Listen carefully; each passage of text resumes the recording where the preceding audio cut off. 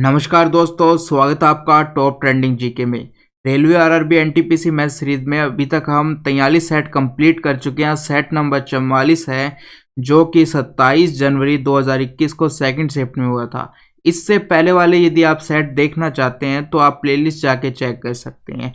और आज का जो हमारा पहला सवाल है वो वीडियो कंटिन्यू करें उससे पहले मैं आपको बता दूं, आप किसी भी कॉम्पिटेटिव एग्जाम्स की तैयारी करते हो, अपनी तैयारी को परखने के लिए, सही डायरेक्शन देने के लिए, टाइम मैनेजमेंट, कॉन्फिडेंस हो गया, इन सभी के लिए स्मार्ट वर्क के तौर पर आपको मॉक टेस्ट लगाना बहुत ज़्यादा जरूरी है।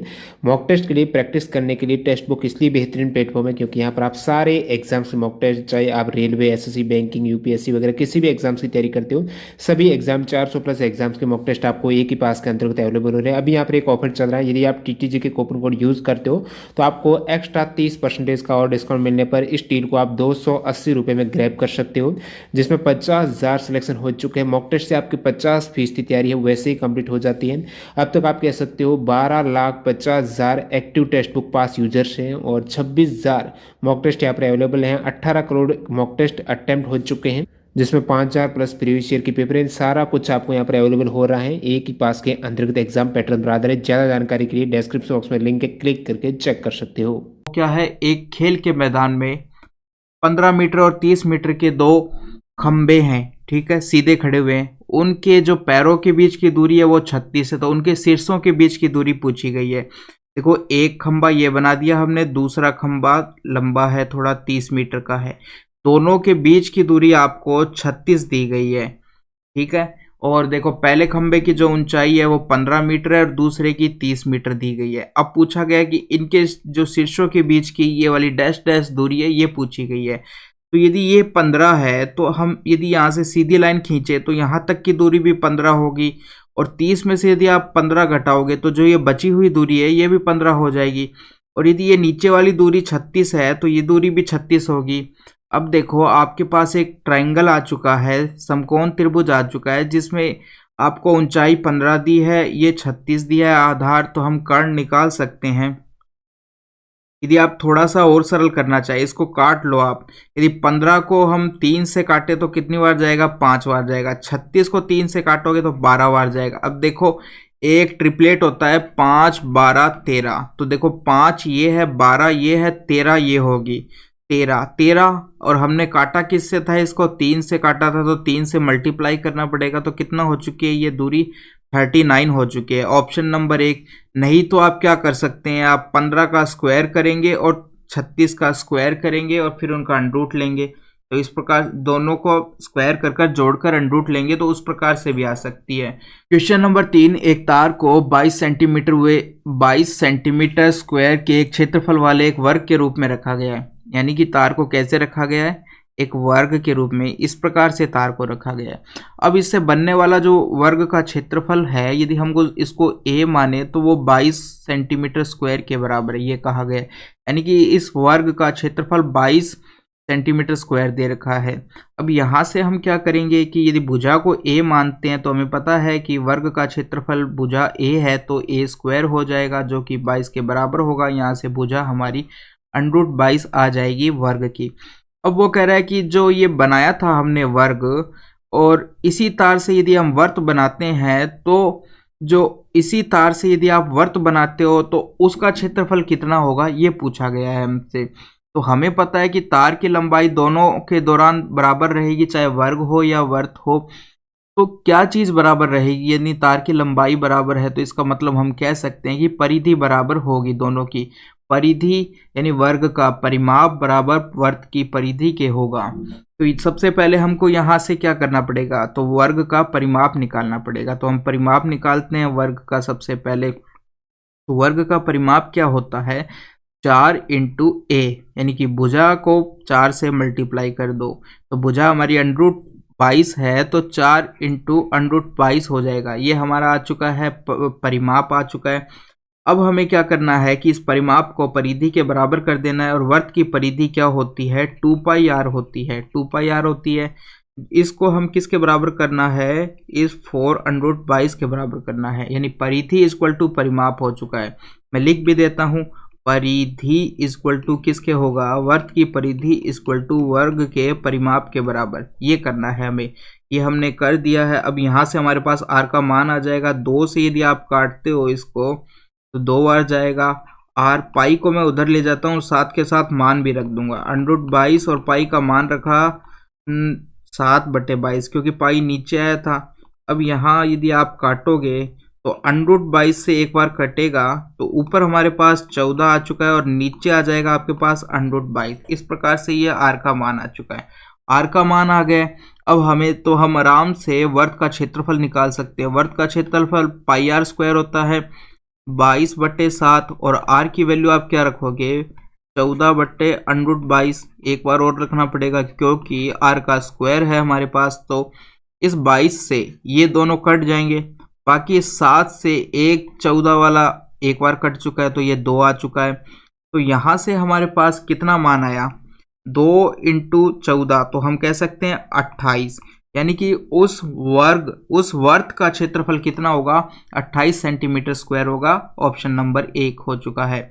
सवाल नंबर 4, एक समचतुर्भुज का क्षेत्रफल ज्ञात कीजिए जिसका परिमाप 116 सेंटीमीटर और विकर्ण दे रखा है।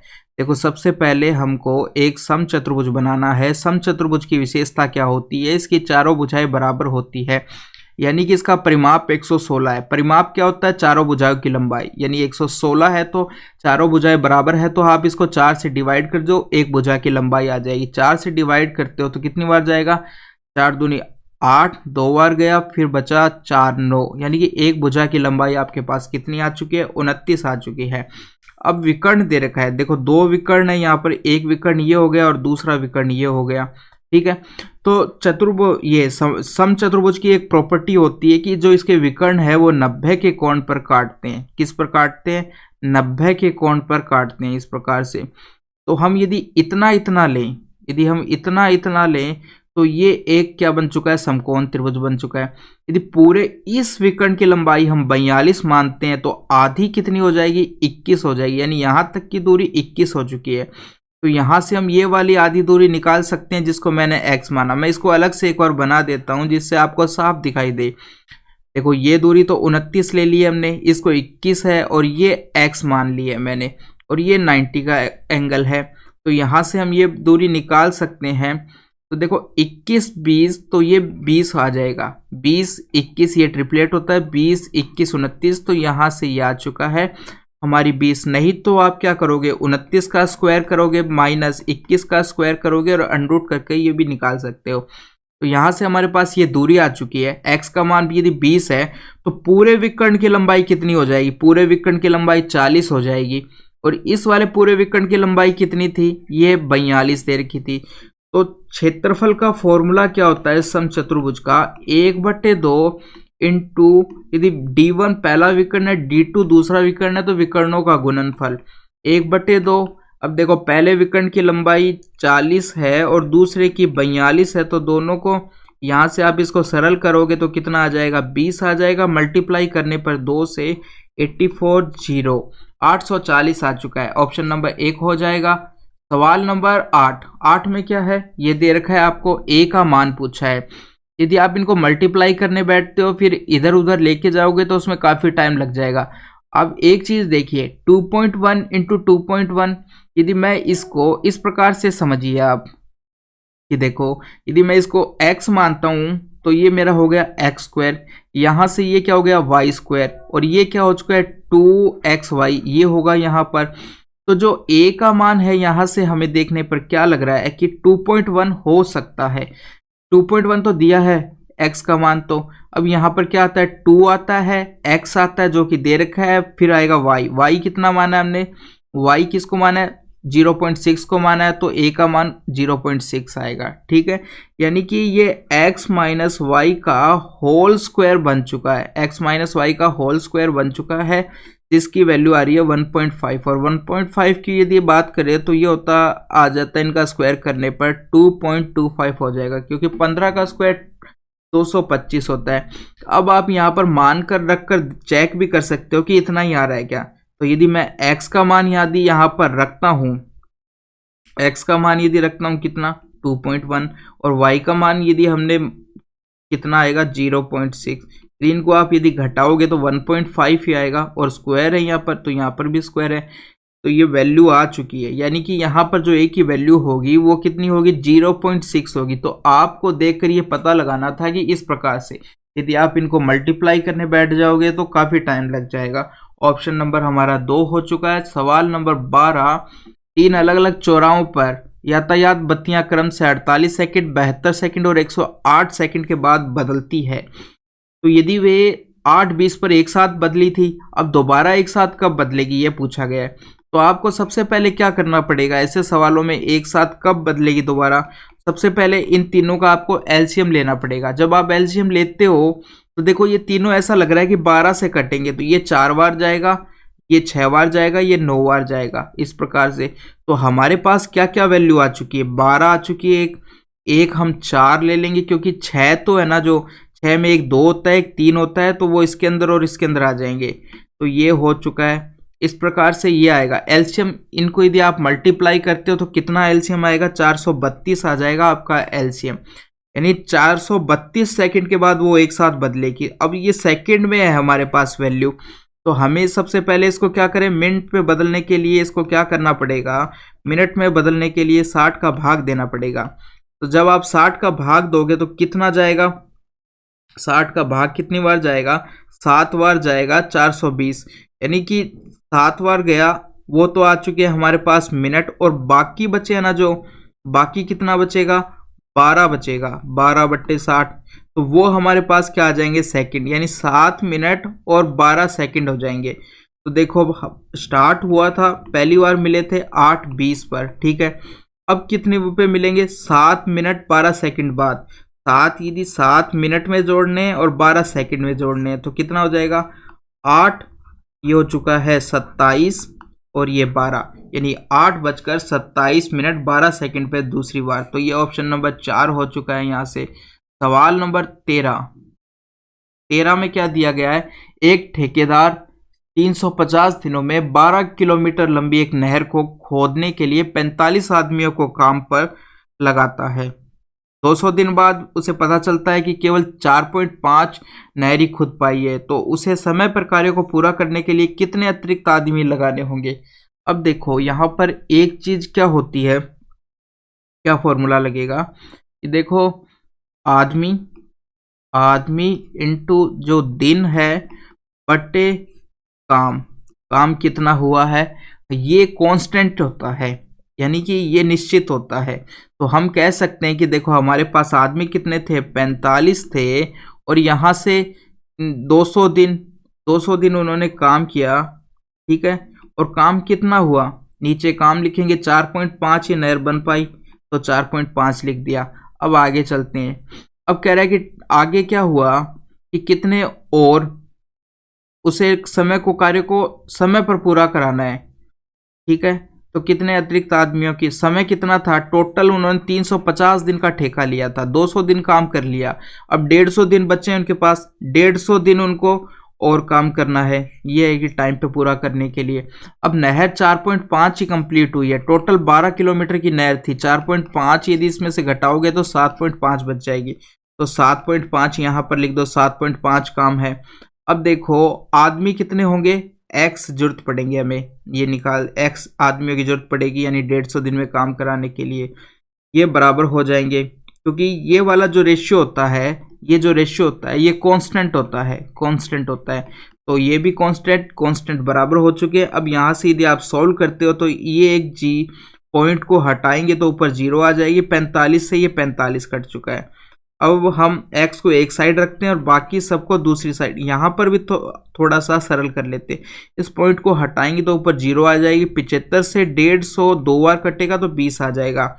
अब देखो x और ये 0 से 0 कट चुकी है, और इस 2 से ये कितना बार जाएगा, 100 बार जाएगा, यानी x का मान कितना आ चुका है, 100 आ चुका है। 100 आदमी टोटल चाहिए 150 दिन में बचा हुआ काम पूरा करने के लिए। तो 45 आदमी तो हमारे पास पहले से थे, तो नए और कितने आदमी चाहिएंगे, 100 में से 45 घटा दो, 55 आदमी हमें और चाहिए। ऑप्शन नंबर 1 हो जाएगा। सवाल नंबर 14, दो संख्याओं का मैस है और लेस है, आपको इतना और इतना दिया है। पहली संख्या, अब देखो आपको ये तो एचसीएफ दे रखा है, ये एलसीएम दे रखा है। अब यहाँ पर एक चीज और दे रखी है आपको, पहली संख्या को यदि 2 से विभाजित किया जाता है तो भागफल 44 प्राप्त होता है। ठीक है, यानी कि पहली संख्या यदि मैं x मानता हूं और उसको यदि मैं 2 से भाग देता हूं तो भागफल कितना आता है, 44 आता है, और शेषफल कुछ नहीं बचा। तो हम ये कह सकते हैं कि x जो हमारी संख्या है वो बराबर किसके होगी, किसके बराबर होती है, भाजक इंटू भागफल के बराबर। ठीक है, ठीक है, भाजक 2 है इंटू 44 है और प्लस शेषफल आता है। शेषफल की बात नहीं की है तो इसका मतलब शेषफल 0 है। तो x का मान बराबर कितने के हो जाएगा, 88 के बराबर हो जाएगा। यानी जो हमारी पहली संख्या है वो 88 हो चुकी है। तो हमें पता है कि यानी पहली संख्या इंटू दूसरी संख्या बराबर क्या होता है, HCF इंटू LCM होता है, ये हमें पता है। पहली संख्या का यदि मान मैं 88 रखता हूं, दूसरी को निकालना है हमें, HCF आपको 44 दे रखा है और LCM आपको 264 दे रखा है। यहाँ यदि आप सरल करते हो, सबसे पहले हम सारी वैल्यू को एक साइड ले जाते हैं, 44 इंटू 264 बटे 88। तो 44 से 88 दो बार कटेगा और ये 2 से यदि आप इसको काटते हो तो कितना आएगा, 2 से काटोगे तो 1 और ये 3 ये 2, 132 आ जाएगा। ऑप्शन नंबर 2 हो जाएगा यहाँ से। सवाल नंबर 15 में क्या करना है आपको, इसका माध्य निकालना है। तो माध्य किस प्रकार से निकालोगे कि इन सबको सबसे पहले क्या करना, बारंबारता और आंकड़े दिए गए, यानी कि 10 है ना, 10 की बारंबारता कितनी है, 2, यानी 10 2 बार है उसमें। इसी प्रकार से 15 की बारंबारता 4 है, यानी कि इसके अंदर जो आपको डाटा दिया गया 15 4 बार है, 15 4 बार है। तो हम यदि इनको टेबल के रूप में आसानी से लिख सकते हैं, नहीं तो हमें 10 को 2 बार लिखना पड़ता, 15 को 4 बार लिखना पड़ता, 20 को 3 बार लिखना पड़ता, 25 को। तो हम इनको बार बार नंबर लिखने की बजाय हम उनकी बारंबारता लिख देते हैं। तो हमको सॉल्व करने के लिए सबसे पहले क्या करना पड़ेगा, इनको जोड़ना पड़ेगा। तो हम यहाँ किस प्रकार से जोड़ेंगे कि 10 2 बार है, तो इस 2 को आप 10 से मल्टीप्लाई कर दो, सबसे पहले ये 20 आ जाएगा। 4 को 15 से करोगे तो ये 60 आ जाएगा। फिर आप इस 3 को 20 से मल्टीप्लाई करोगे तो ये भी 60 आ जाएंगे। 7 को 25 से करोगे 175 आ जाएंगे। फिर 180 आएगा इनको करने पर, यहाँ पर 120 आएगा और यहाँ पर कितना आ जाएगा, 45 को 5 से करते हो तो 225 आ जाएगा। इन सबको यदि आप जोड़ते हो तो आपका 840 आता है। फिर हमें देखो, ये तो इनका योग निकाल दिया है मैंने, क्या आ गया, ये तो हमारे पास योग आ गया। अब टोटल नंबर ऑफ संख्याएं कितनी थी, हम इन बारंबारता को जोड़ लेते हैं तो ये 30 के बराबर आएगा। तो आपका माध्य क्या हो जाएगा, माध्य योग बटे संख्या, टोटल नंबर ऑफ संख्या होती है। ठीक है, तो योग उनका कितना आ चुका, 840 आ चुका है। संख्या कितनी थी, 30 थी, तो भाग दोगे तो 28 आ जाएगा। ऑप्शन नंबर यहां से 2 हो चुका है। अगला सवाल 17 में क्या कहा गया है, किसी मीनार के पाद बिंदु से जमीन पर 120 मीटर दूर स्थित बिंदु से मीनार का उन्नयन कोण 60 है, तो मीनार की ऊंचाई पूछी है। देखो वो कह रहा है कि देखो मीनार से है ना 120 मीटर की दूरी पर एक बिंदु है, उससे मीनार के शीर्ष का उन्नयन कोण आपको 60 दे रखा है। तो पूछा है इसकी ऊंचाई कितनी है। यदि ये 60 है तो ये 30 होगा, इतना हम जानते हैं। अब हमें पता है कि 30 के सामने का भुजा 1 अनुपात में, 60 के सामने की भुजा √3 अनुपात में और 90 के सामने की भुजा 2 के अनुपात में होती है। अब ये देखो कि यदि 1 की वैल्यू 120 है तो √3 की कितनी हो जाएगी, 120 इंटू √3। तो ऑप्शन नंबर हमारा यहाँ से 1 हो चुका है। आगे बढ़े, आगे सवाल नंबर 19। इसके अंदर आपको क्या करना है, इनका मैस है यानी HCF निकालना है। तो ऊपर वालों का तो हम HCF निकाल देंगे और नीचे वालों का हम क्या करेंगे, LCM निकाल देंगे, वही हमारा HCF होगा। ऊपर वालों का क्या करेंगे, HCF निकालेंगे और नीचे वालों का LCM निकालेंगे, वही हमारा HCF हो जाएगा। तो देखो 54 है ऊपर, फिर इसको थोड़ा सा सरल कर लो आप कि ये मिश्र भिन्न में दिया गया, सरल भिन्न में करेंगे तो 17 को 3 से मल्टीप्लाई करोगे तो 51, ये 60/17 आ जाएगा, यहाँ पर 60/17 आ जाएगा, ऊपर यहाँ पर 60 बन जाएगा। अब देखो 54, 60 और 36 का आपको लेना है। 54, 60 और 36 का तो आपको LCM लेना है और नीचे कितना बचा, 9, 17, 51, इनका LCM लेना है आपको। तो देखो 54, 60 और 36 में क्या कॉमन आएगा, कॉमन पार्ट ही होगा। आप यदि इनका HCF लेते हो तो देखो यदि 6 का भाग इसमें जाएगा, 6 आ जाएगा ऊपर, तो HCF तो, और LCM कितना आएगा देखो 17, ये 15 नहीं है 51 था, तो देखो LCM कितना आएगा 17, और 17 इंटू 9, 17 इंटू 9 ये आ जाएगा। इनको यदि आप सरल करते हो तो कितना आता है, यहाँ से 2 आ जाएगा, यहाँ से 3 आ जाएगा, तो ये आपका LCM आ जाता है 2/51 आ जाता है। अब ये देखो आपको किसी भी ऑप्शन में नहीं दिखाई दे रहा है, तो यहाँ से देखो इसमें कोई भी ऑप्शन सही नहीं है, 2/51 ही आएगा। और या ये हो सकता है कि ये सवाल जो इंग्लिश के अंदर था वो सही दिया हुआ हो, मगर ये हिंदी के अंदर तो सवाल गलत दिया हुआ है। इसके बाद में आप बात करते हैं सवाल नंबर 20। एक समलम चतुर्भुज दिया गया है। समलम चतुर्भुज क्या होता है, इसकी दो भुजाएं सामने की, ये समांतर भुजाएं असमान होती है और ऊंचाई समांतर भुजाएं, इसलिए इनकी ऊंचाई बराबर होगी। अब देखो ऊंचाई ये मान ली, ये ऊंचाई हो गई h, और ये समांतर भुजाएं हैं, तो इसका क्षेत्रफल क्या होता है, क्षेत्रफल होता है, समलम चतुर्भुज का क्षेत्रफल होता है 1/2। अब जो समांतर भुजाएं हैं, यदि मैं इसको a मानूं और इसको b मानूं तो दोनों का योग क्या हो जाएगा, a + b ये होता है, इंटू ऊंचाई h हो गया।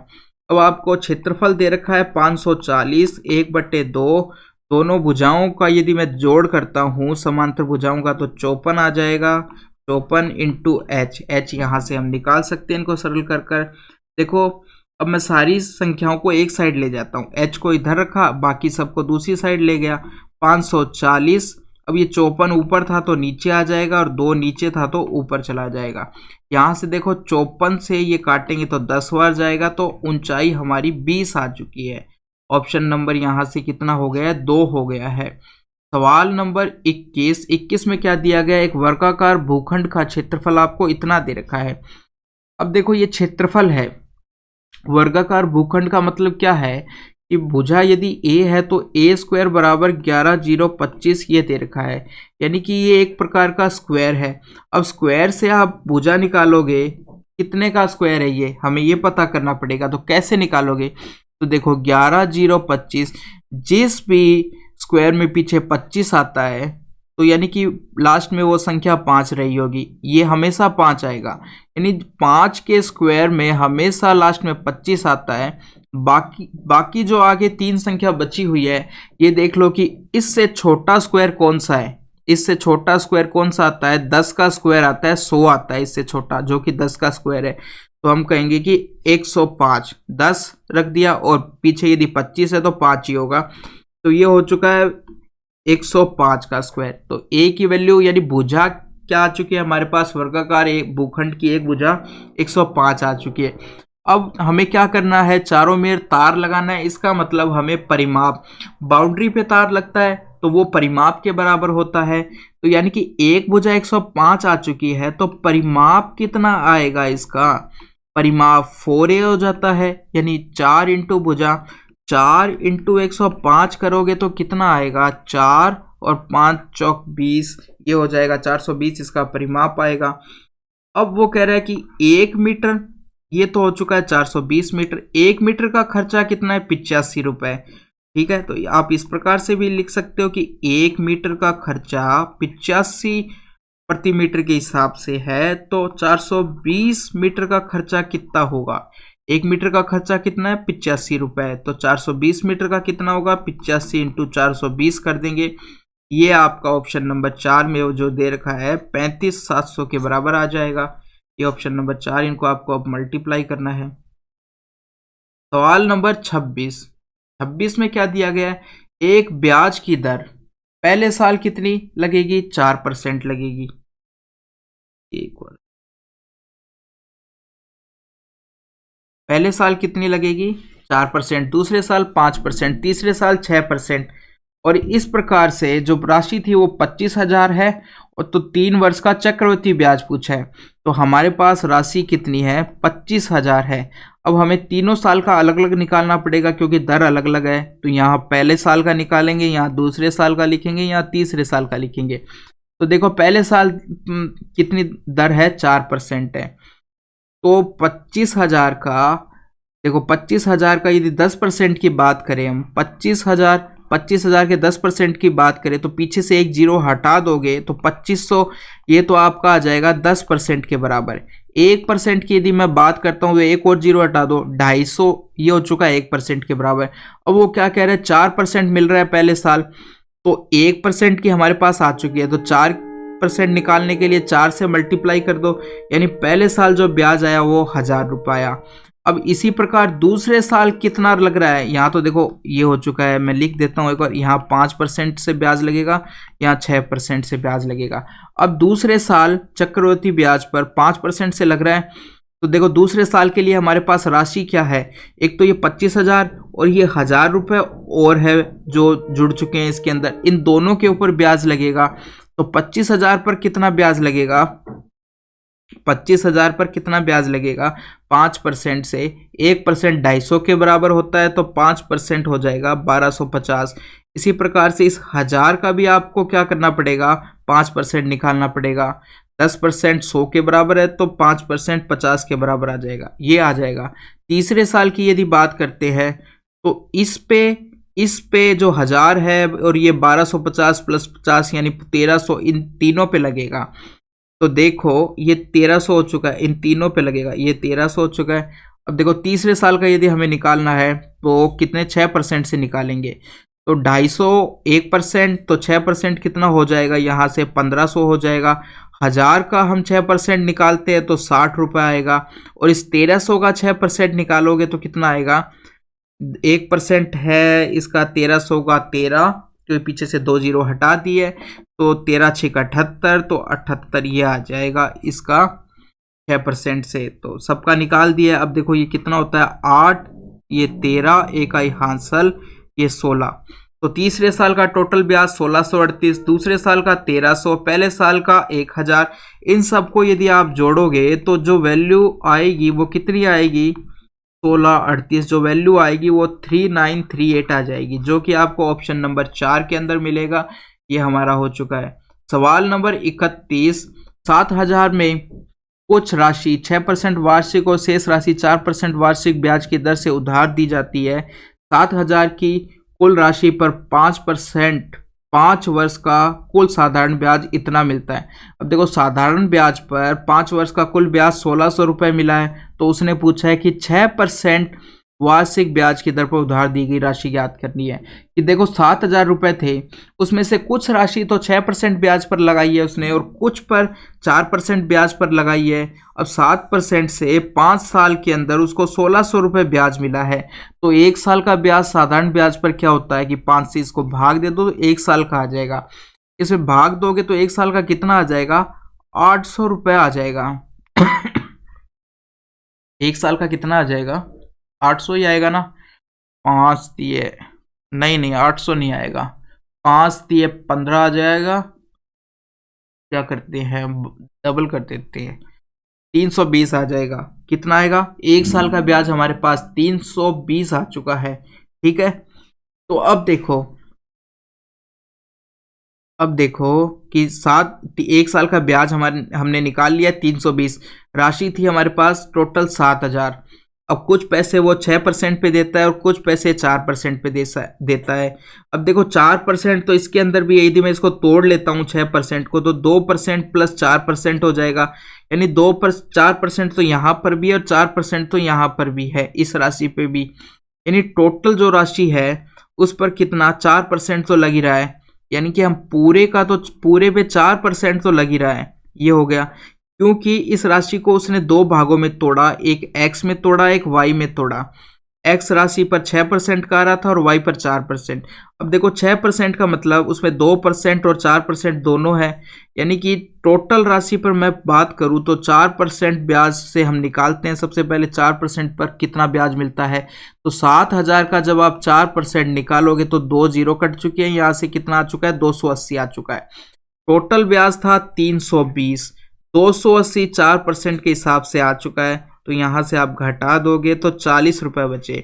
अब ये जो 40 ब्याज है, ये वाली x राशि थी उस पर 2% से है, यानी x राशि पर 2% यदि ब्याज निकालते हैं तो वो 40 के बराबर है।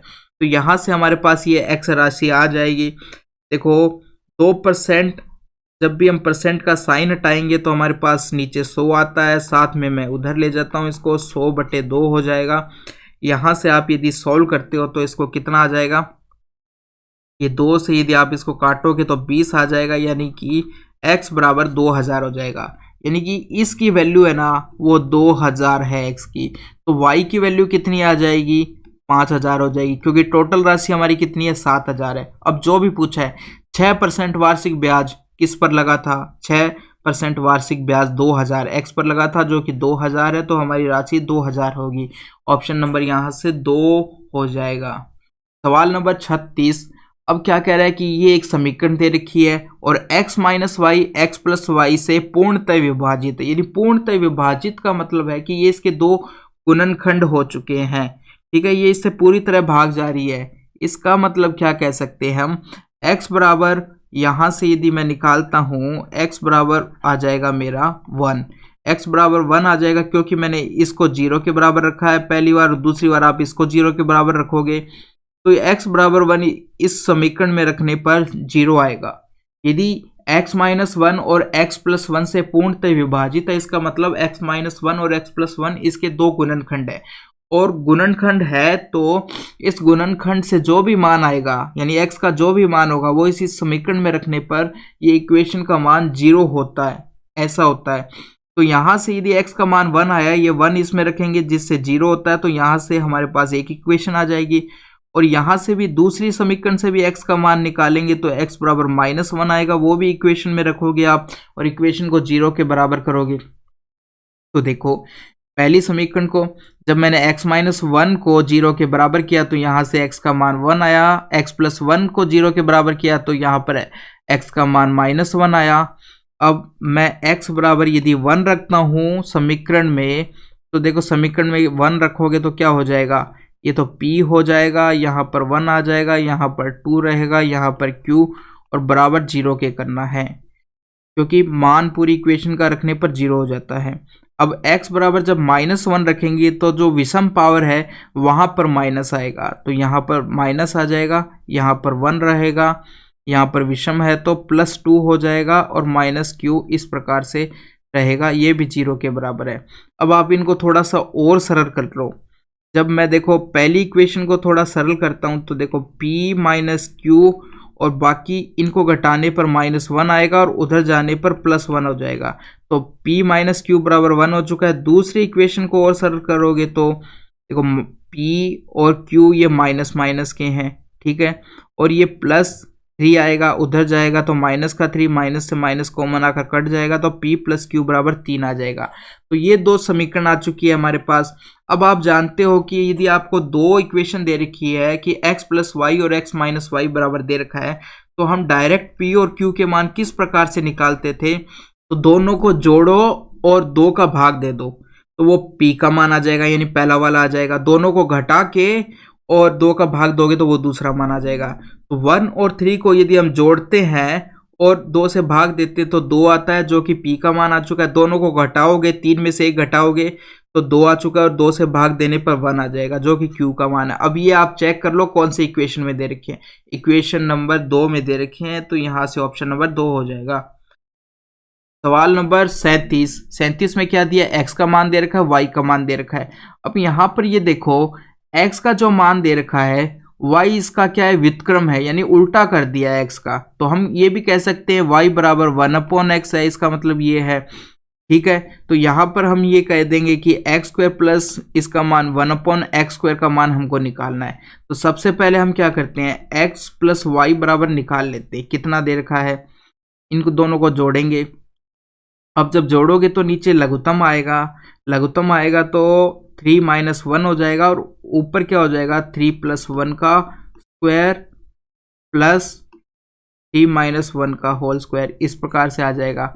इसको आप यदि सरल करते हो तो नीचे तो हमारे पास कितना आ जाएगा, 2 आ जाएगा, ऊपर कितना आ जाएगा, 3 + 1 + 2√3 आ जाएगा। इधर कितना आ जाएगा, 3 + 1 - 2√3 आ जाएगा, ये आ जाएगा। ये आपस में कट गए यहाँ पर कितना आया 4 और ऊपर 8 बट्टे नीचे 2 आ चुका है, तो यहाँ से 2 आ चुका है।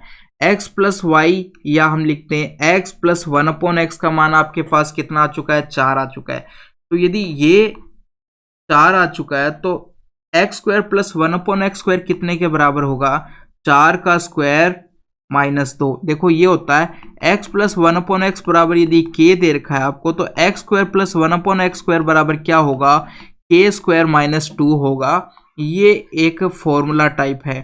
तो x प्लस 1/x का मान हमारे पास 4 दे रखा है, यानी k का मान 4 है, तो k स्क्वायर 4 का स्क्वायर माइनस 2 करेंगे। 4 का स्क्वायर कितना होता है 16, 16 माइनस 2 करने पर कितना आएगा, 14 आएगा, 14 आएगा। अब यहाँ पर आपको दिखाई नहीं दे रहा है, मगर यहाँ पर जो ऑप्शन होगा 2 और यहाँ पर 14 दिया हुआ होगा, इसका मान कितना आएगा, 14 आएगा आंसर। क्वेश्चन नंबर 38 ये दे रखा है और ये इसके बराबर है, तो हम इसको सबसे पहले सरल करना पड़ेगा और बताना पड़ेगा b का मान क्या है।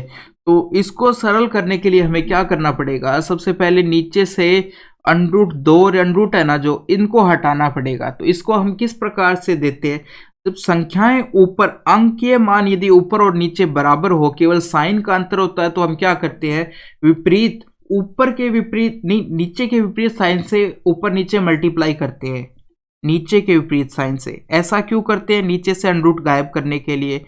3√2 2√3 इस प्रकार से दे रखा है, 3√2 प्लस 2√3 दे रखा है, विपरीत साइन से मल्टीप्लाई करो जो नीचे दे रखा है। देखो 3√2 माइनस 2√3 हो चुका है, और ऊपर कितना आएगा 3√2 माइनस 2√3 ये हो चुका है।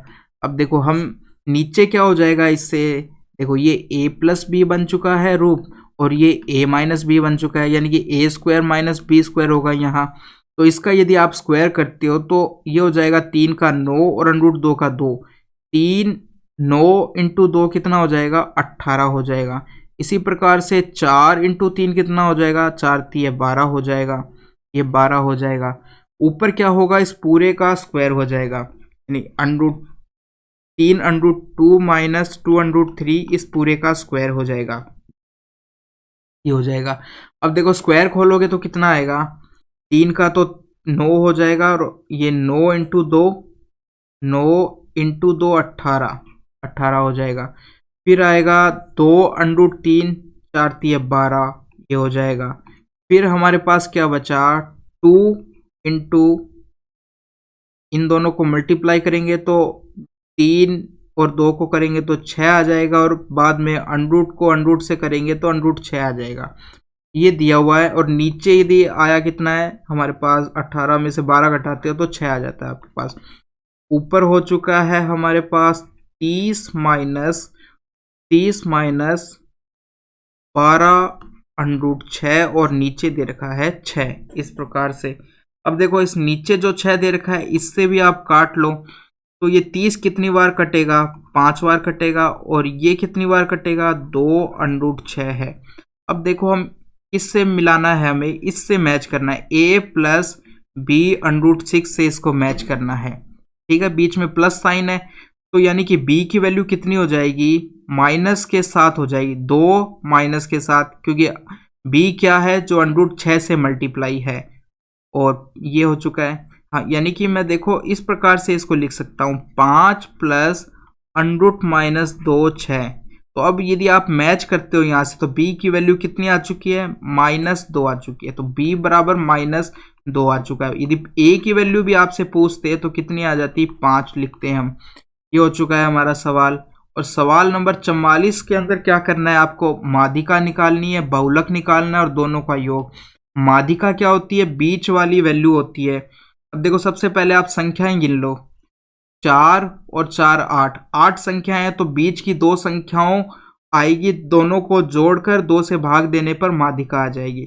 तो देखो लाइन से लिखना पड़ेगा, सबसे पहले हमें 16, फिर 18 आता है, फिर 20 आता है, फिर 25, फिर 25, उसके बाद में कितना आ जाएगा, देखो इस वैल्यू को लिख दिया हमने, इसको लिख दिया है, इसको लिख दिया है, इस 25 को लिख दिया है, इस 25 को लिख दिया है। अब बचा है 28 35 38, 28, 35, 38 ये हो चुका है। इस प्रकार से लिख दिया है। अब देखो बीच में कौन सी वैल्यू आई है, चौथी और पांचवी, इन दोनों को आप जोड़कर 2 से भाग दोगे तो माध्यिका आ जाएगी, और माध्यिका कितनी आ चुकी है, ये आ चुकी है आपकी 25 ही आएगी। दोनों को जोड़ोगे और 2 से भाग देके देख लेना 25 ही आएगा। और अब क्या निकालना है हमको, बहुलक, और बहुलक क्या होता है, जो सबसे ज्यादा बार आया है। तो 25 ही सबसे ज्यादा बार आया है, दो बाकी सब तो एक एक बार आया है, तो 25 हमारा बहुलक हो जाएगा। दोनों का योग पूछा है, तो जब आप दोनों को जोड़ोगे तो कितना आ जाएगा, 50 आ जाएगा। ऑप्शन नंबर 3 हो चुका है। क्वेश्चन नंबर 47, एक लड़के को 495 को 36 से गुणा करना था, परंतु प्रश्न में दिए गए अंकों में से एक अंक को गलत पढ़ने के कारण उसका उत्तर इतना आ गया, तो उसने किस अंक को गलत पढ़ा है। देखो 495 को उसको 36 से मल्टीप्लाई करना था, मगर कोई ना कोई अंक इसके अंदर उसने गलत पढ़ लिया है, जिसकी वजह से उसका आंसर है ना गलत आ गया है इतना। तो सबसे पहले तो ये चेक करते हैं कि ये आंसर किस वजह से आया। तो यदि मैं इसके अंदर, यदि इसको आप मल्टीप्लाई करना है तो इसको भाग दे के देख लो आप। 16,740 को आप यदि 36 से भाग देते हो तो कितना आता है, तो ये तो कितना आता है, तो आप भाग दोगे 36 का। अब मुझे पढ़ा आता नहीं है, तो मैं क्या करता हूँ, थोड़ा और सरल कर लेता हूँ। अब मुझे पता है 36 भी 4 से जाएगा, और यहाँ पर 40 है लास्ट में, तो ये ऊपर वाली संख्या भी 4 से कट जाएगी। तो यहाँ 9 आ चुका है, और इसको आप यदि सरल करते हो तो ये 4 बार जाएगा, ये 1 बार गया, उसके बाद में 8 बार 32 आ जाएगा, फिर 5 बार इतना आएगा। अब आप इसमें 9 का भाग दोगे तो कितनी बार जाएगा, 9 चौक 36 आएगा, 36, फिर बचा 9 6 54 और 9 5 45 इतना आएगा। अब देखो संख्या थी 9 495 और आई कितनी है, 465 आई है, यानी कि उसने 9 की जगह है ना 6 पढ़ लिया है, तब ये आंसर आया है।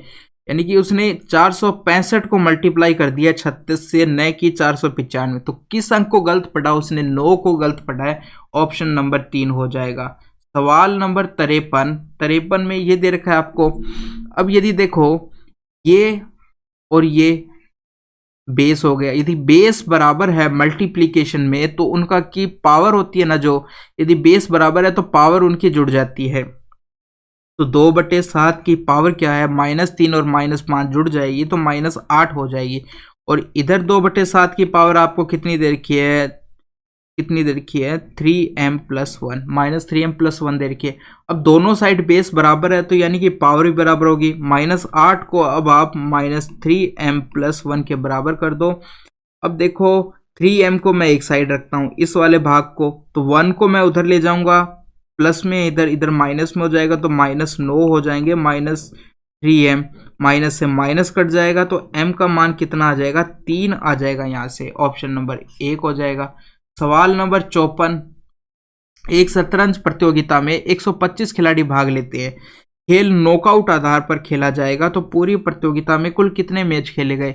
यदि खेल नॉकआउट आधार पर खेला जाता है कि यानी हारते ही वो टीम या खिलाड़ी बाहर हो चुकी है, तो टोटल कितने मैच खेले जाते हैं। यानी आपको 125 खिलाड़ी या 125 टीम दी गई है, तो उससे एक कम यानी n-1 कर देंगे। 125 -1 घटाया तो 124, यानी उससे एक कम मैच खेले जाएंगे जब नॉकआउट आधार पर गेम खेला गया है। तो ये हो चुका है आपका ऑप्शन नंबर 1। क्वेश्चन नंबर 59, 5 से विभाजित। देखो ये तो अलग है, इतना आप अलग पढ़िए। 5 से विभाजित 3 अंकों की बड़ी से बड़ी संख्या और 4 अंकों की बड़ी से बड़ी संख्या के बीच में कितनी ऐसी संख्या है जो 5 से विभाजित है। इस सवाल का कहने का मतलब ये है, थोड़ी सी लैंग्वेज सही से नहीं दी गई है। तो 3 अंकों की हम सबसे बड़ी से बड़ी संख्या क्या होगी, ये होगी, और 4 अंकों की सबसे बड़ी से बड़ी संख्या ये होगी। इनके बीच में बताना है कि ऐसी कितनी संख्या है जो 5 से विभाजित है। तो हम क्या करेंगे, इसको भी 5 से भाग दे देंगे, इसको भी 5 से भाग दे देंगे। अब इसको यदि आप 5 से भाग देते हो तो कितना आता है, 5 एकम 5 आएगा। फिर यहाँ पर बचा 49, तो ये जाएगा 9 बार 45, उसके बाद में फिर बचा तो ये 9 बार जाएगा। अब यदि यहाँ पर देते हो तो इसी प्रकार से 1 बार जाएगा, फिर 9 9 9 इतना आ जाएगा। अब इन दोनों के बीच में यदि आपको निकालनी है कितनी संख्या है, तो आप इनको घटा दो। 1999 में से यदि मैं 199 को यदि घटाता हूं तो कितना आएगा, 0 0 यहाँ 8, 1800 संख्या आ जाएगा।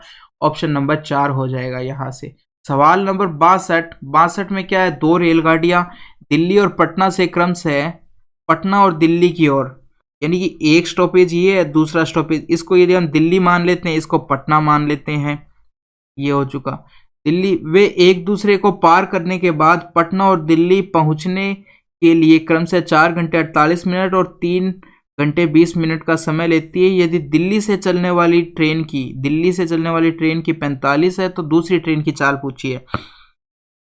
तो एक ट्रेन दिल्ली से रवाना हुई, दूसरी पटना से रवाना हुई, वो यहाँ पर मान लो कि यहाँ कहीं पर मिली है आपस में, और मिलने के बाद में जो ये ट्रेन है फिर आगे चली तो ये इधर चली जाएगी, ठीक है, और ये इधर चली जाएगी। तो मिलने के बाद इनको अपने अगले स्टेशन पे जाने के लिए कितना समय लगा, यानी जो ये पटना वाली ट्रेन है ये यहाँ से लेकर जब दिल्ली पहुंची तो उसको कितना समय लगा ये दे रखा है आपको। इसी प्रकार ये दिल्ली वाली ट्रेन यहाँ से पटना पहुंची है, वो समय आपको दे रखा है। तो ये दोनों समय आपको दे रखे हैं, जैसे ये दे रखा है और ये दे रखा है।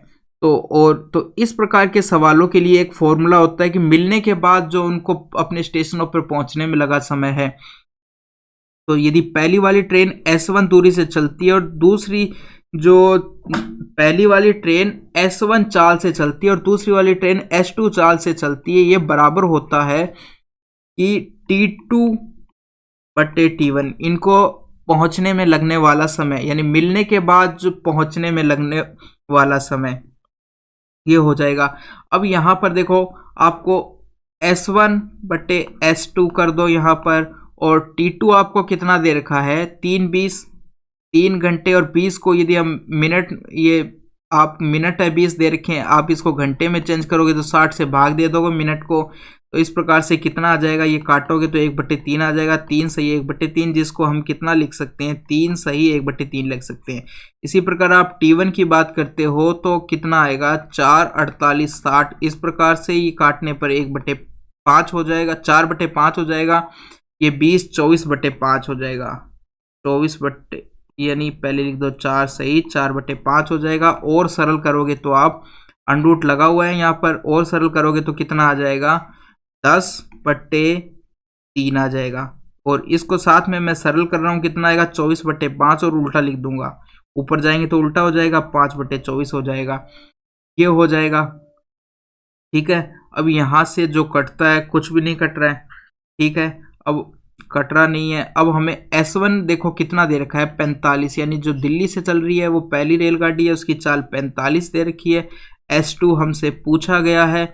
इनको यदि आप सरल करते हो तो देखो ये 2 से काटोगे तो 5 बार जाएगा, 2 से काटोगे तो 12 बार जाएगा, ऊपर ब्रैकेट से बाहर 5 आ जाएगा, ठीक है, और नीचे करोगे तो कितना आएगा, नीचे एक तो 3 आएगा और एक 2 6 आ जाएगा, ये आ जाएगा। तो यहाँ से यदि मैं S2 निकालता हूँ, आपस में क्रॉस मल्टीप्लिकेशन करवाता हूँ, S2 को निकालोगे तो कितना आ जाएगा, ये आ जाएगा आपका 45 इंटू 6/5, इस प्रकार से आ जाएगा। काटोगे तो कितना 5 से 9 बार जाएगा और करने पर 54 आ जाएगा, यानी S2 कितना आ रहा है 54 आ रहा है, ऑप्शन नंबर 4 आ रहा है। सवाल नंबर 63 में क्या दे रखा है, लवली अपने प्रतिशत लाभ की गणना विक्रय मूल्य पर करती है, यानी लवली विक्रय मूल्य पर करती है, जबकि दूसरा बंटी है वो अपने लाभ की गणना क्रय मूल्य पर करता है। उन्हें पता चलता है कि उनके लाभों का अंतर 100 रुपये है और उन दोनों का विक्रय मूल्य बराबर है और दोनों को 25% का लाभ होता है। तो 25% की वैल्यू क्या होती है फ्रैक्शन के अंदर, 1/4 होती है, ठीक है। पहले की लवली की गणना किस पर करनी है, लाभ की गणना किस पर की, 25% का यदि लाभ है तो लवली को किस पर, विक्रय मूल्य पर लिया है उसने, यानी विक्रय मूल्य 4 है तो 1 का उसको लाभ हुआ है, यानी कि क्रय मूल्य 3 हो जाएगा, क्योंकि 1 लाभ है तो विक्रय मूल्य में से 1 घटाओगे 3 आ जाएगा। अब जो बंटी है उसने क्रय मूल्य पर करी है, तो यानी कि 4 क्रय मूल्य है तो 1 लाभ मिला उसको और वैल्यू 5 हो चुकी है, ये हो चुका है। अब हमें सवाल में क्या किया दिया गया है कि विक्रय मूल्य उनका बराबर है, तो इस 4 और इस 5 को बराबर करना पड़ेगा, तो हमको क्या करना पड़ेगा, इसको तो 5 से मल्टीप्लाई करना पड़ेगा और इसको हमें 4 से मल्टीप्लाई करना पड़ेगा। यदि इधर मल्टीप्लाई करना है तो हमको इधर भी मल्टीप्लाई करना पड़ेगा, इधर भी मल्टीप्लाई करना पड़ेगा। अब देखो इधर भी मल्टीप्लाई करना पड़ेगा। अब इधर यदि आप मल्टीप्लाई करते हो तो इधर किया तो कितना आ जाएगा, ये आ चुका है 15 आ चुका है, यहाँ 5 आएगा और यहाँ 20 हो जाएगा, यहाँ 16 आएगा और यहाँ करने पर 4 आएगा और यहाँ पर 20 हो जाएगा। यानी कि पहले लाभ 5 मिल रहा था, अब 4 मिल रहा है। दोनों का अंतर कितना आया, 5 - 4 बराबर 1, और 1 की वैल्यू आपको कितने के बराबर दे रखी है, 100 के बराबर दे रखी है।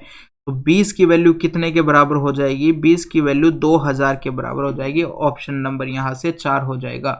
सवाल नंबर 65, विद्युत बल्बों की एक खेप में 4% टूट गए।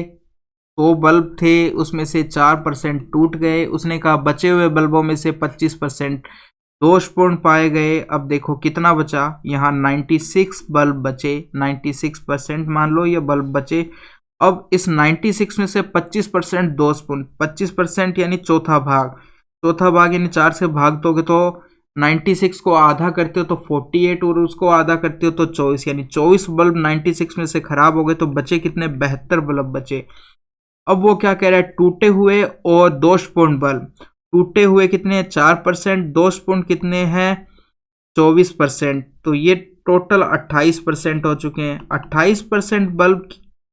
28% बल्ब की संख्या कितनी दे रखी है उसने, 112, यानी टूटे हुए बल्ब और दोषपूर्ण बल्ब परसेंटेज में हमारे पास 28 है, उसने वैल्यू इसकी 112 दे रखी है। पूछिए टोटल कितने बल्ब थे, तो यहां से आपके पास 1% की वैल्यू कितनी आ जाएगी, 112/28 करोगे तो कितना आ जाएगा, कितनी बार जाएगा भाग, कितनी बार जाएगा, तो ये 4 बार जाएगा, 58, 56 और 4 बार चला जाएगा, 4 आ जाएगा।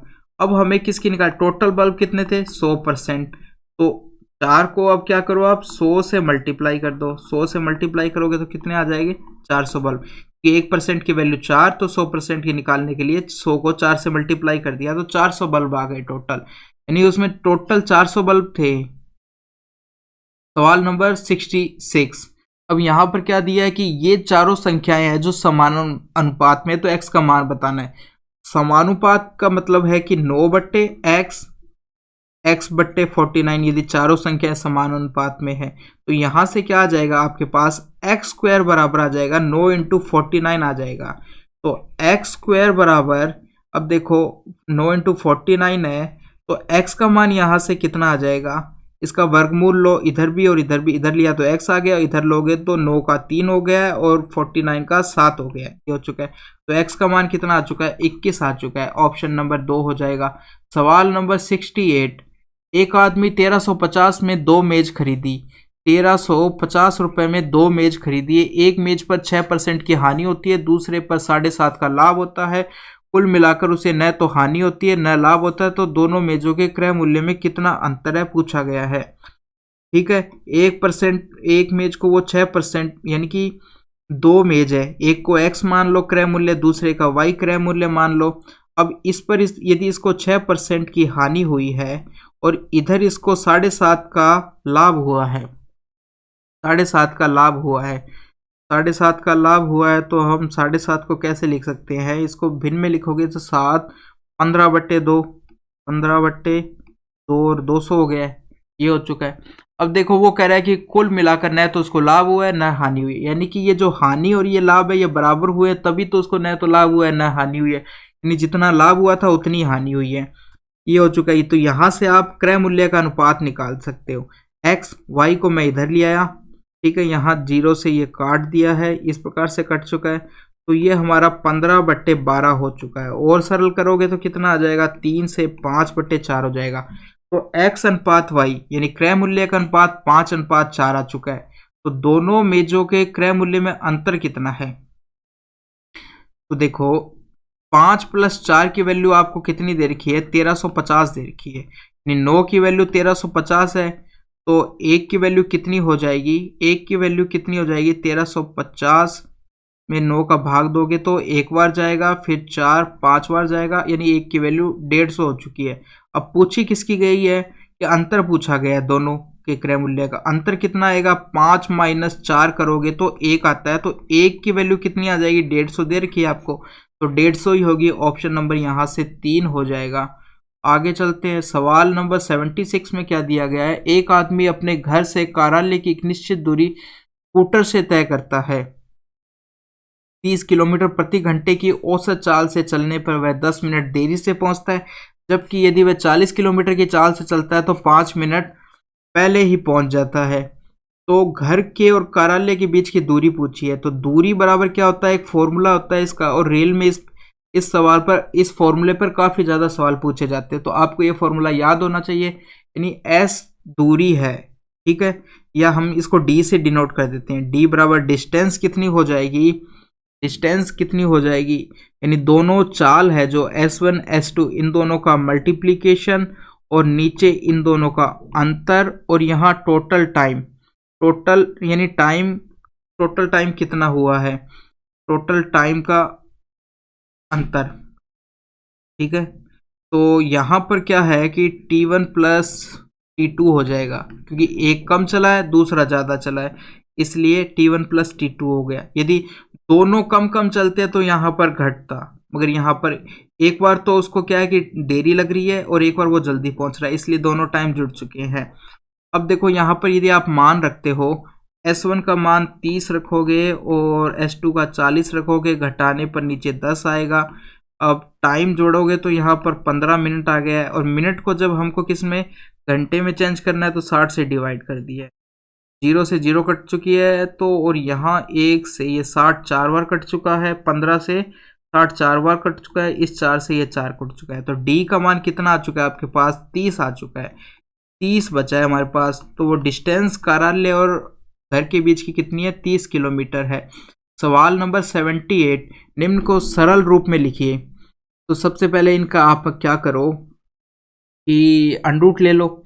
81 का अंडरूट लोगे तो 9 आ जाएगा, ठीक है। इधर भी 81 है, इसका भी 9 आएगा, इस वाले का भी कितना आएगा? 9 आएगा, ठीक है। ये आ चुका है। और बाहर यदि कितना दे रखा है आपको, ये 4 जीरो दे रखी है, तो इसका कितना आ जाएगा? 2 जीरो कम हो जाएगी, अंडरूट से बाहर आएगा तो 2 जीरो कम हो जाएगी, ये हो चुका है। अब हम बात करते हैं पॉइंट की। तो देखो अंडरूट में यदि 2 के बाद पॉइंट है तो बाहर आएगी तो 1 के बाद पॉइंट ही रहेगी, यानी कि 0.1। अब यहाँ पर कितने के स्थान के बाद पॉइंट है? पीछे से 4 स्थान के बाद है, तो केवल 2 स्थान के बाद पॉइंट रहेगा, इस प्रकार से। अब आप इन सबको जोड़ोगे तो कितना आएगा? 9.99 ये आएगा। इसको आपको 100 से मल्टीप्लाई करना है। ये पॉइंट यदि हटाओगे तो नीचे 100, तो इस 100 से ये कट चुका है। आंसर आ चुका है 999, 999, ऑप्शन नंबर 2 हो चुका है। सवाल नंबर 82, जिस समय 8 मीटर ऊंचे पेड़ की छाया 14 मीटर बनी है, उसी समय एक बिजली के खंबे की छाया 28 मीटर बनी है, तो बिजली के खंबे की हाइट बतानी है। देखो एक तो पेड़ है, ठीक है, इस पेड़ की जो छाया बन रही है वो कितनी बन रही है? यदि ऊंचाई इसकी 8 है तो इसकी छाया कितनी बन रही है? 14 बन रही है, वो कह रहे हैं। तो इसी दौरान एक खंबा है, एक खंबा दे रखा है, और इसकी जो छाया है वो 28 बन रही है। पूछा है कि इसकी ऊंचाई कितनी होगी, तो ऊंचाई को हम x मान लेते हैं। अब जो इनका रेशियो है वो बराबर होगा, यानी 8/14 बराबर होगा x/28, ठीक है। यानी टाइम बराबर दे, यानी सेम टाइम पर, यानी सूरज से जो छाया सूरज से बनती है और उसने कहा उसी समय पर, यानी सेम समय की बात हुई है, तो ये रेशियो बराबर होगा। अब देखो 14 से कटा 28 2 बार, तो यहाँ पे हमारे पास x का मान कितना आ चुका है? 16 आ जाएगा, 16 आ चुका है। यानी कि खंबे की ऊंचाई कितनी हो जाएगी? ये हो जाएगी आपकी 16 हो जाएगी, ऑप्शन नंबर 2 हो जाएगा यहाँ से। सवाल नंबर 83, यदि एक लिफाफा बनाने के लिए कितने कागज की आवश्यकता होती है? 18 × 12 ये हो चुका है, यानी कि एक लिफाफे के लिए चाहिए उतने कागज का क्षेत्रफल। अब एक सीट दे रखी है, 72 सेंटीमीटर × 48 सेंटीमीटर के आकार के कागज की सीट से कुल कितने लिफाफे बनाए जा सकते हैं? कितने लिफाफे बनाए जा सकते हैं? संख्या निकालने के लिए क्या करेंगे? टोटल कागज का क्षेत्रफल इतना है और एक लिफाफे के क्षेत्रफल से उसको डिवाइड कर दिया है, तो यहाँ पर आ जाएगा टोटल। 18 से 72 को काटोगे तो कितनी बार जाएगा? 4 बार जाएगा। और 12 से भी 48 को काटोगे तो 4 बार जाएगा, यानी 16 आ चुका है। 16 लिफाफे बनेंगे, ऑप्शन नंबर 3 हो जाएगा। सवाल नंबर 86, अब ये हमारे पास सवाल आ चुके हैं स्टैटिक्स से, या आप कह सकते हो अंक तालिका से सवाल आ चुके हैं। ठीक है, तो इनको हम कैसे सॉल्व करेंगे? तो सबसे पहले देखो, उपरोक्त तालिका का एक ट्रायल खेल प्रतियोगिता के विभिन्न खेलों में शामिल होने वाले प्रतिभागियों और चयनित होने वाले प्रतिभागियों की संख्या का विवरण दिया गया है। देखो, खेल 5 खेल दिए गए हैं।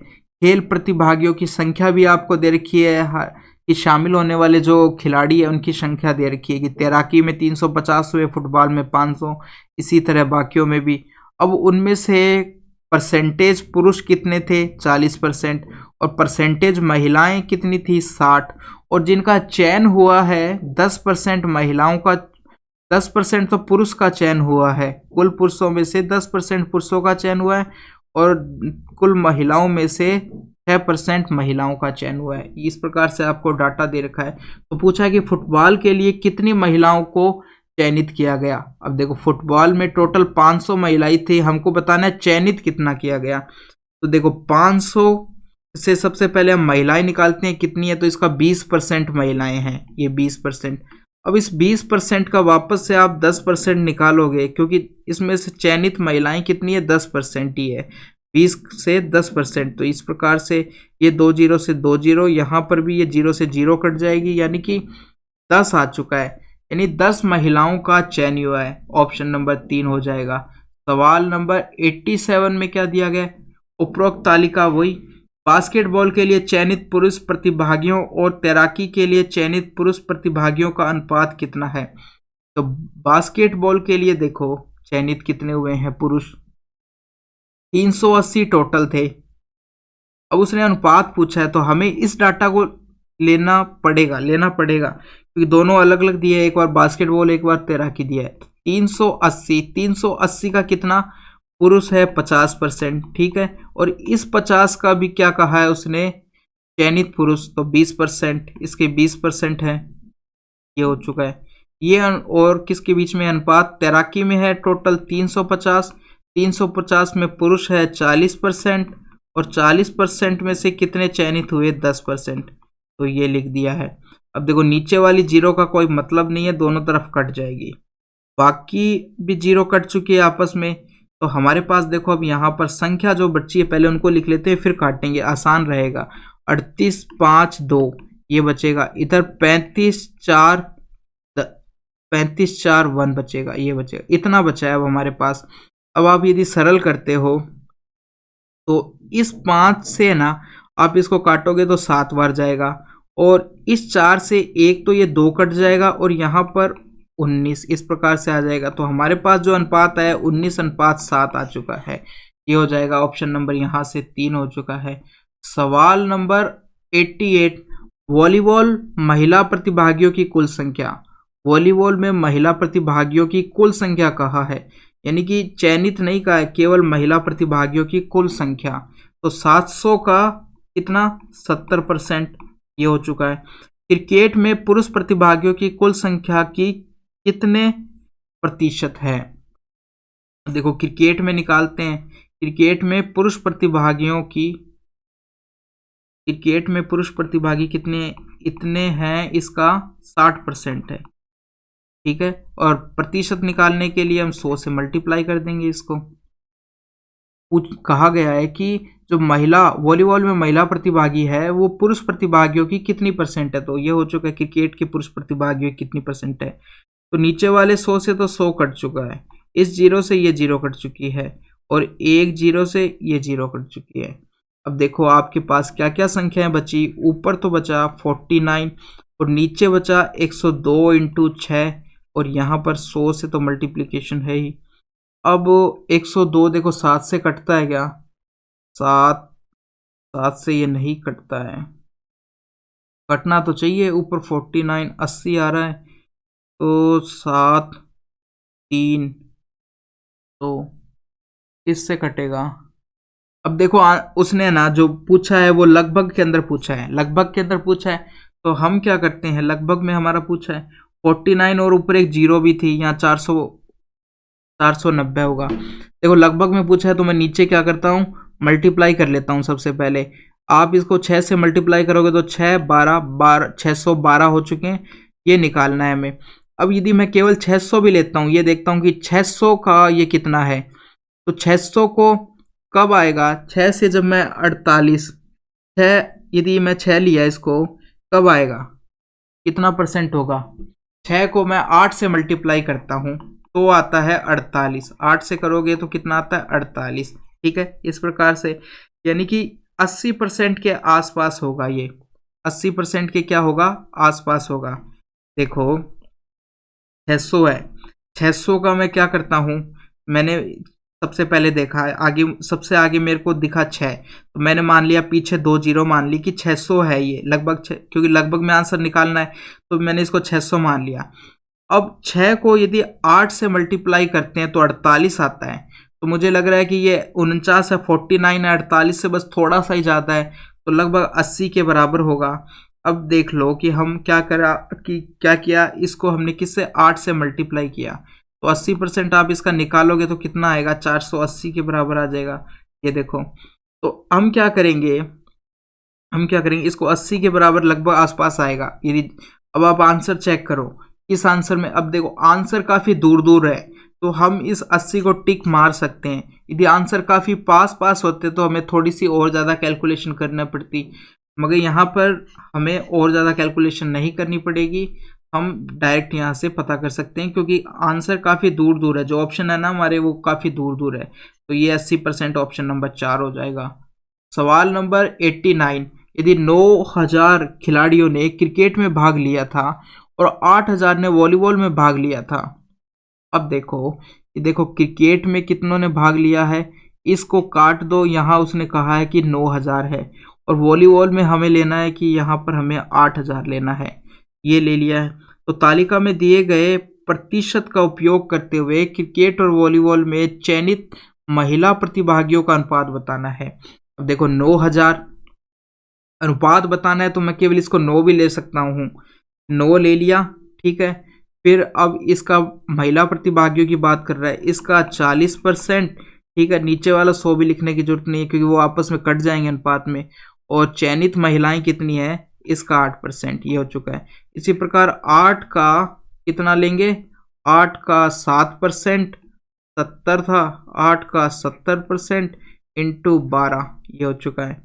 ये दोनों अनुपातों को अब सरल कर लो, 8 से तो देखो 8 कट चुका है, 0 से 0 कट जाएगी, ये 4 से है ना ये 12 कट जाएगा 3 बार, और इस 3 से ये है ये 3 बार कट जाएगा, तो अनुपात आ चुका है 3:7। अब देखो ऑप्शन नंबर 4 के अंदर आ रहा है, तो ऑप्शन हमारा 4 हो चुका है। दोस्तों यहाँ पर हमारा पेपर हो चुका है समाप्त। ये कैसा लगा आप कमेंट में जरूर बताना, और मिलते हैं नेक्स्ट पेपर के साथ में। थैंक यू दोस्तों।